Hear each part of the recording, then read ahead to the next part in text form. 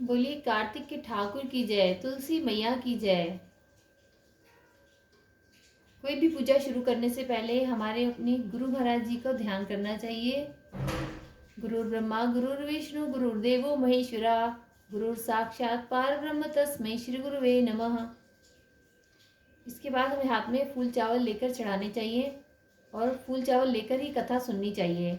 कथा सुनते समय कहानी का हुंकारा जरूर भरें, जिससे कि कथा का पूर्ण फल प्राप्त हो सके। बोलिए गणेश जी महाराज जी की जय। एक बार एक बुढ़िया थी। वह मिट्टी के गणेश जी की पूजा किया करती थी। रोज बनाती थी, रोज गल जाते थे। इस बात से बुढ़िया बड़ी दुखी थी। जब भी वह गणेश जी पर जल अर्पण करती, गणेश जी की मूर्ति बह जाती। एक दिन उसने देखा कि एक सेठ का मकान बन रहा है। वह मिस्त्री के पास गई और बोली, भैया मेरा पत्थर का गणेश कर दो। मैं रोज मिट्टी के गणेश बनाती हूँ, रोज गल जाते हैं। मिस्त्री बोला कि जब तक हम तुम्हारा पत्थर का गणेश करेंगे, जब तक पूरी दीवार सिल लेंगे। बुढ़िया को बहुत दुख हुआ। उसने कहा कि राम करे तुम्हारी दीवार टेढ़ी हो जाए। ऐसा कह के बुढ़िया चली गई। शाम को सिटाया तो उसने मिस्त्री से पूछा कि आज क्या तुमने कुछ भी काम नहीं किया। मिस्त्री बोला कि एक बुढ़िया आई थी, कह रही थी मेरे पत्थर का गणेश कर दो। हमने नहीं गढ़ा तो कह गई तुम्हारी दीवार टेढ़ी हो जाए। तब से दीवार टेढ़ी हो जाती है, ढानी पड़ती है। सेठ ने बुढ़िया को बुलवाया और कहा कि हम तुम्हारे सोने के गणेश जी गढ़वा देंगे, तुम हमारी दीवार सीधी करा दो। सेठ ने बुढ़िया को सोने के गणेश जी गढ़वा दिए। उसकी दीवार सीधी हो गई। जैसे सेठ के बिगड़े काम सीधे करे, ऐसे हम सबकी करना। कहते सुनते हुंकारा भरने वालों की करना। बोलिए गणेश जी महाराज की जय। कार्तिक के ठाकुर की जय, तुलसी मैया की जय। 35वां अध्याय। ब्रह्मा जी कहते हैं कार्तिक शुक्ला नवमी को द्वापर युग का आरंभ हुआ है।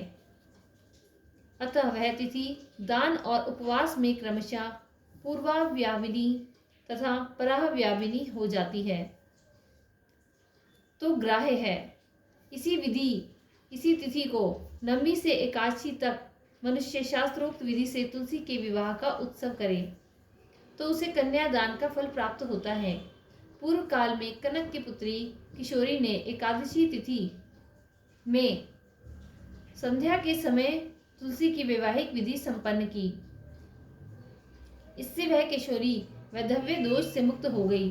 अब मैं उसकी विधि बतलाता हूँ। 1 तोला सुवर्ण की भगवान विष्णु की सुंदर प्रतिमा तैयार करावें, अथवा अपनी शक्ति के अनुसार आधे या चौथाई तोले की ही प्रतिमा बनवा लें। फिर तुलसी और भगवान श्री विष्णु की प्रतिमा में प्राण प्रतिष्ठा करके स्तुति आदि के द्वारा भगवान को उठावें। पुनः पुरुष सूक्त के मंत्रों द्वारा षोडशोपचार से पूजा करें। पहले देश काल का स्मरण करके गणेश पूजन करें। फिर पुण्य हवाचन कराकर नांदी श्राद्ध करें।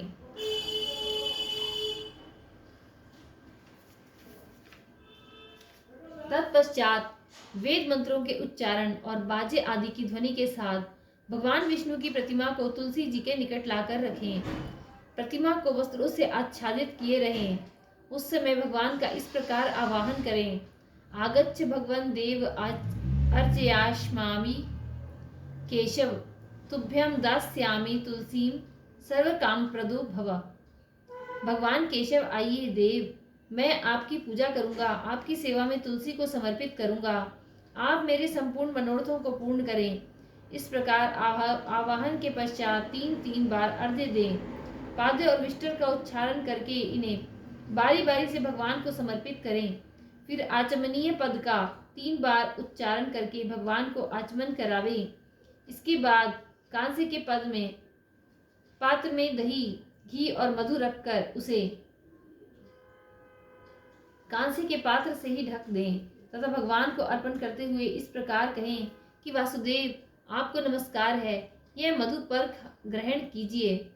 तदनंतर हरिद्रा लेपन और अभ्यंग कार्य संपन्न करके गोल धूलि की बेला में तुलसी और श्री विष्णु का पूजन पृथक पृथक करना चाहिए। दोनों को एक दूसरे के सम्मुख रखकर मंगल पाठ करें। जब भगवान सूर्य कुछ कुछ दिखाई देते हों, तब कन्यादान का संकल्प करें। अपने गोत्र और प्रवर का उच्चारण करके आदि की 3 पीढ़ियों का भी आवर्तन करें। तत्पश्चात भगवान से इस प्रकार कहें, आपको तुलसी बहुत ही प्रिय है, अतः इसे मैं आपकी सेवा में अर्पित करता हूँ। मैंने जल के घड़ों से सींचकर और अन्य प्रकार की सेवाएं करके अपने पुत्री की भांति इसे पाला पोसा और बढ़ाया है। आपकी प्रिया तुलसी मैं आपको ही दे रहा हूँ। हे प्रभु, आप इसे ग्रहण करें। इस प्रकार तुलसी का दान करके फिर उन दोनों तुलसी और विष्णु की पूजा करें। विवाह का उत्सव मनाएं। सवेरा होने पर पुनः तुलसी का और विष्णु जी का पूजन करें। अग्नि की स्थापना करके उसमें द्वादशाक्षर मंत्र से खीर, घी, मधु और तिल मिश्रित हवनीय द्रव्य की 108 आहुति दें। फिर सृष्टिकृत होम करके पूर्ण आहुति दें। आचार्य की पूजा करके होम की शेष विधि पूजी करें। इसके बाद भगवान से इस प्रकार प्रार्थना करें, हे देव प्रभु, आपकी प्रसन्नता के लिए मैंने यह व्रत किया है। हे जनार्दन, इसमें जो न्यूनता हो वह आपके प्रसाद से पूर्णता को प्राप्त हो जाए। तदनंतर भगवान का विसर्जन करते हुए कहें कि भगवान, आप तुलसी के साथ वैकुंठ धाम को पधारें। प्रभु, मेरे द्वारा की हुई पूजा ग्रहण करके आप सदा संतुष्ट रहें। इस प्रकार देवेश्वर विष्णु का विसर्जन करके मूर्ति आदि सब सामग्री आचार्य को अर्पण करें। इससे मनुष्य कृतार्थ हो जाता है। कार्तिक महात्म अध्याय 35 संपूर्ण। क्योंकि ये कार्तिक महात्म का अंतिम अध्याय है, इसके साथ ही यह महात्म कथा समाप्त होती है। आपको यदि वीडियो अच्छी लगे तो चैनल को लाइक और सब्सक्राइब करें। हमारे चैनल पर 1 से लेकर 35 तक सभी कार्तिक महात्म की कथाएं बनाई गई हैं। इसके बाद आप इसका श्रवण यदि आप शुरू से नहीं कर पाए हैं तो आप पहले से लेकर अंतिम वीडियो तक इनको देखिए। इससे भी आपको अंतिम 5 दिनों में पूर्ण फल की प्राप्ति हो सकती है। क्योंकि कार्तिक मास में यदि आप पूरे महीने स्नान न कर सकें तो कार्तिक के आखिरी 5 दिन एकादशी से लेकर और पूर्णिमा तक के 5 दिन यदि आप जल्दी उठकर ब्रह्म मुहूर्त में नहाते हैं और कथा का श्रवण करते हैं तो आपको पूरे महीने की पूजा का फल आपको मिल जाता है और भगवान विष्णु की प्रसन्नता प्राप्त होती है। यदि आपको वीडियो अच्छी लगे तो लाइक और सब्सक्राइब करें। धन्यवाद। राधे राधे।